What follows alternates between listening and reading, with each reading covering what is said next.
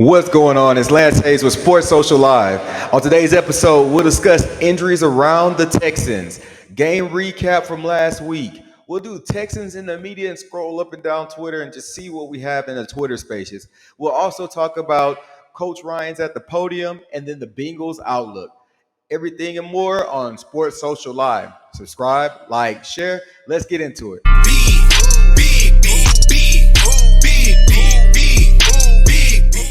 All right. How's everybody doing today? I hope you're subscribed, like, and share all my posts and comment below. I'm trying to slowly upgrade and improve what I have. We have a new camera, a new mic, still working out the audio, but I plan to make it better and better as we go through and as I build on this platform. So again, it's Sports Social Live. Subscribe, like, share for more content. I'm trying to do my best, and I hope I can grow the community with you. Without further ado, we'll move on to talk about the injuries all around the Texans. I don't know how many teams have gotten the injury bug like the Texans have gotten, but we just can't get over the hump. There are injuries. It seems like every time we take two steps forward, we get three players injured. So we have the injury to Fairbairn, which D'Amico speaks about in the post conference. Ward, I think Ward's a huge hit as well. He's a field general for the Texans. MJ Stewart was hurt in the play right after that. And then we have Mechie and a host of others that are hurt. So how will we bounce back from these injuries? We saw that the Texans struggled. We had a running back kicking field goals this week. How will the Texans bounce back? Who are we going to go with in free agency? At any rate, we can't do like fantasy and just not have a kicker. We have to have some type of kicker, and I really don't mind as long as somebody can put the ball through the goalpost and give an opportunity. All the best wishes to Kaimi as he gets looked at, his quad looked at. All the best wishes to Ward and MJ Stewart as they get back, and hopefully Mechie is good as well. So I hope all our guys are able to get back and get on the field. And moving forward, we're going to also discuss when will we see Juice Scruggs? When will we see that? I'm kind of over seeing Titus Howard at guard. I don't know if that's the right play and mix. And Pro Football Focus, I believe he was graded at about 40 or something like that at Pro Football Focus at left guard. So when will we see some changes? Hopefully Juice Scruggs is ready to get back active and we can see what he does in that starting lineup. I'm excited to see him play. Yeah, he's strong. He's solid. We drafted him for a reason, so hopefully we can get him back on the field and get back on the field and get active. Because at this point, the Texas line is doing well. Dieter did a phenomenal job stepping in there and hustling and getting down the field. I've watched a few plays, and D'Amico mentioned that in his press conference. Dieter was out there hustling and balling. What a great way to step up and take lead at as you can, take the opportunity. So shout out to Dieter. Shout out to the O line. They were doing what they could do. They let CJ have enough time to put up some phenomenal stats throughout the week, and it's just crazy to see the stats. So I'm going to do a quick game recap as I go down here. I'm going to look at my phone just to see. I took some notes. So I watched the game at 2 and 3 o'clock in the morning. I live internationally abroad due to my job, my military service. So for me, for the past decade, I've always had to watch the games at random times. So salute to service, all the veterans out there, active duty military. It's almost Veterans Day. So shout out to you, all my military folks out there, as I pull up this list of the Texans Bucks game. So we started off with a fumble, turnover right there, but we had some explosive plays early to Schultz. Rolled down, Barrett balled out. Barrett was bailed out with a personal foul, and then Collins TD fake run to the right. Good plays. And the game went on. The defense was decent. But obviously the Tampa Bay Buccaneers put up 30 something points. I did not expect the Texans to be able to hold off Mike Evans and crew, especially with Jimmy Ward going out and MJ Stewart, it would be a tough task to hold Mike Evans, Baker Mayfield, Godwin, and a host of others down. Like I felt like it was a week for them to change their momentum around. They had 3 consecutive losses, and they did what I expected them to do was get out there and score. If you watched my other video, I did pick the over. So follow me. I'm gonna pick some good picks if you're a better. I picked the over, and I felt like they were gonna have a spark this week. Either we were gonna have a spark or they were gonna have a spark, and it showed that both teams had that spark, and we smashed the over here. Tampa Bay came down and drove, and that's when Jimmy Ward went out with that hamstring. Then MJ Stewart, excuse me, with the shoulder back-to-back plays, which was pretty crazy for me. And then Tampa Bay just punched it in right there. And then we started off with a passing attack. We caught a break. This is when I was worried about CJ. We caught a break. We caught a break here because one of the passes should have been intercepted, and I think the defense just dropped the ball. And it seemed like Stroud got hurt trying to extend the play as well on that drive. And then here's when the ties turned. Noah Brown had that huge play for that long pass play. I mean, it was a wonderful game back to back. Some of these notes are kind of crazy because I did watch it it was about 4 o'clock in the morning when I was doing this, watching in my room. And I'm going to pass up on this portion. But all in all, that final 2 minute drive, you see what it is, how CJ stayed composed. He was ready. He looked like Brady against the Falcons. And I know it's crazy to see, but he did a good job right there. And speaking of that, man, we have to take a look. We have to take a look at the Texans in the media just to see scrolling up and down media. When you type in Houston Texans on Twitter, just some of the media that's there, some of the videos, player rankings. You have a running back, Dare Ogunbowale.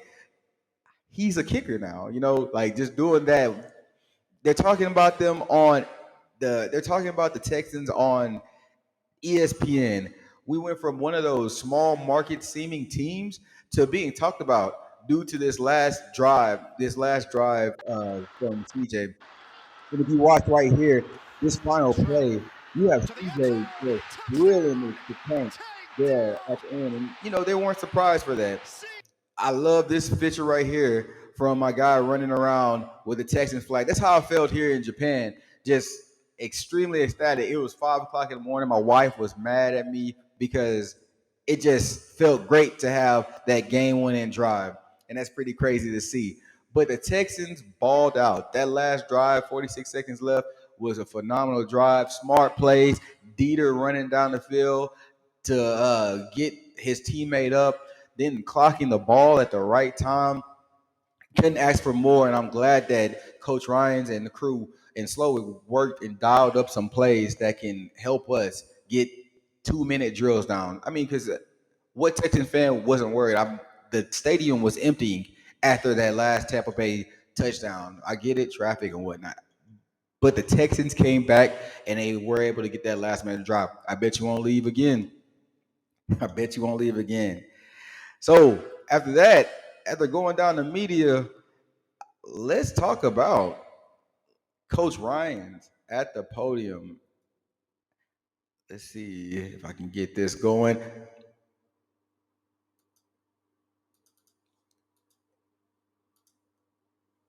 Let's see if I can get this going.